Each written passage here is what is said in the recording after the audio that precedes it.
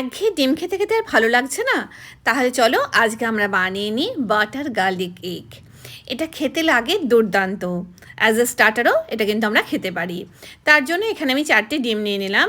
সামান্য নুন আর গোলমরিচ গুঁড়ো দিয়ে এটাকে ফেটিয়ে নেব খুব ভালো করে।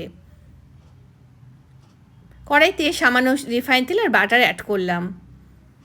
এবার এর মধ্যে ডিমের গোলাটা ছেড়ে দেবো। এগ স্ক্র্যাম্বল বানানো হয়ে গেছে। এবার কড়াইটা পরিষ্কার করে আবার রিফাইন তেল আর বাটার দিয়ে দিলাম। বাটারটা গলে গেলে দেব খুব ভালো পরিমাণে রসুন কুচি। রসুনটাকে হালকা ভাজা ভাজা করব, দেখব যেন এটা পুড়ে না যায়। এদিকে কর্নফ্লাওয়ার 2 চামচ নিয়ে সামান্য জল দিয়ে একটা গোলা বানিয়ে নিলাম। এবার এটা কড়াইতে দিয়ে দেব। কিছুক্ষণ নাড়াচাড়া করার পর দেখবে এটা একদম দলা পাকিয়ে গেছে, তবে ভয় পাবে না। সামান্য জল অ্যাড করলে দেখবে এটা একদম ঠিকঠাক হয়ে গেছে। এর মধ্যে দেবো চিলি ফ্লেক্স, নুন, গোলমরিচ গুঁড়ো আর লেবুর রস। খুব ভালো করে এটা মিক্স করে নেব। এবার এগ স্ক্র্যাম্বলটা এর মধ্যে মিলিয়ে দিলেই এটা হয়ে যাবে। খুব চটজলদি এটা হয়ে যায় এবং খুব বেশি উপকরণ একেবারেই লাগে না। পার্সলি পাতা না থাকার জন্য আমি দিয়ে দিলাম হলো ধনে পাতা কুচি।